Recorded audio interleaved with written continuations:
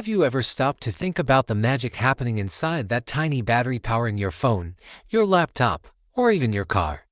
It seems so simple, right? You plug it in, it charges up, and then it powers your world. But what's actually going on in there? How does a battery store all that energy? Well, today, we're going to demystify the battery and dive deep into the fascinating science of how they work.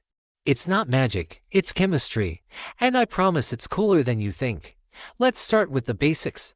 Imagine a battery as a tiny, self-contained power plant. At its heart, every battery has three main parts: a negative electrode called the anode, a positive electrode called the cathode, and a chemical soup in between them called the electrolyte. Think of the anode and cathode as two different cities, and the electrolyte as the highway connecting them. Now, what makes these cities different? It all comes down to their desire for tiny particles called electrons. The anode is like a city that is overcrowded with electrons and is desperate to get rid of them. The cathode, on the other hand, is like a city with plenty of open space, eagerly waiting for new electrons to arrive.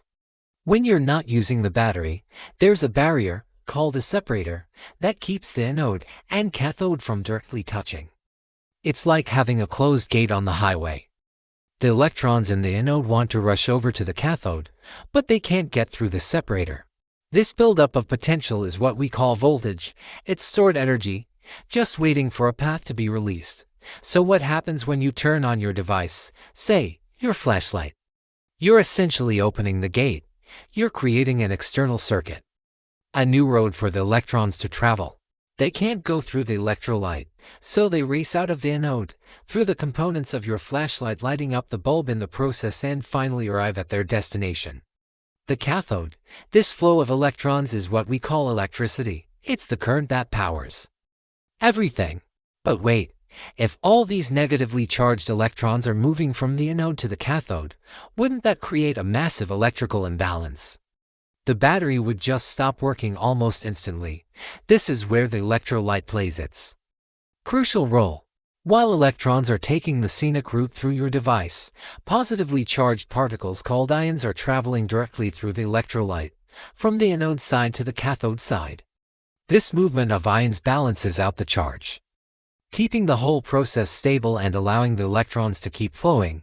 It's like a perfectly choreographed dance of particles. This process, where the battery is powering your device, is called discharging. The anode gives up its electrons and ions, and the cathode accepts them. This continues until the anode runs out of electrons to give, or the cathode is completely full.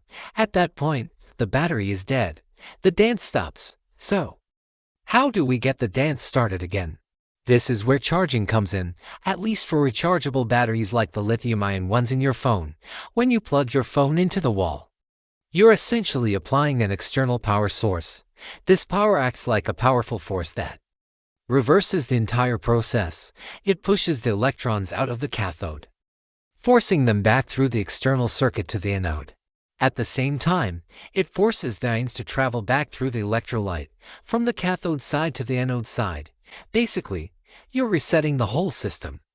You're moving all the particles back to their starting positions, rebuilding that potential energy.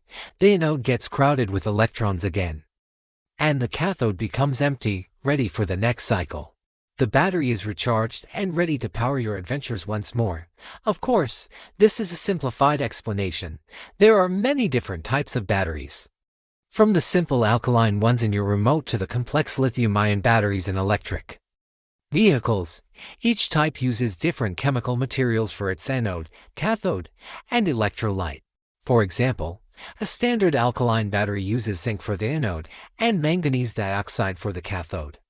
These are not rechargeable because the chemical reactions that happen during discharge are not easy. Reversible. Once the zinc is used up, that's it.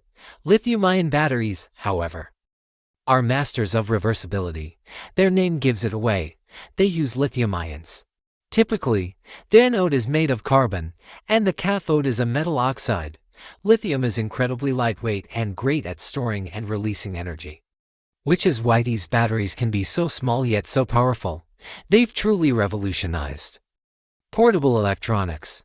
But the process isn't perfect each time you charge and discharge a battery. Tiny, irreversible changes happen inside. A little bit of the material might degrade, or unwanted chemical side reactions might occur. This is why rechargeable batteries don't last forever, over hundreds of cycles. Their ability to hold a charge slowly diminishes. That's what we call battery degradation. Scientists and engineers are constantly working on new battery chemistries to make them more efficient, longer lasting, and safer. They're exploring materials like silicon anodes, solid-state electrolytes, and even sodium-ion or zinc-ion batteries. The goal is to pack more energy into a smaller space, make charging faster, and extend the lifespan of our devices and electric vehicles. The future of energy storage is incredibly exciting, and it all comes back to this fundamental dance of electrons and ions. So, the next time you check the battery percentage on your phone, you'll know exactly what it represents. It's a measure of how many electrons are still waiting in the anode, ready to make their journey to power your screen, your calls, and your connection to the world. It's not just a number, it's a window into a tiny, powerful chemical universe. I hope this has shed some light on the amazing technology we use every single day. It's a beautiful example of chemistry in action, turning chemical potential into the electrical energy that runs our modern lives.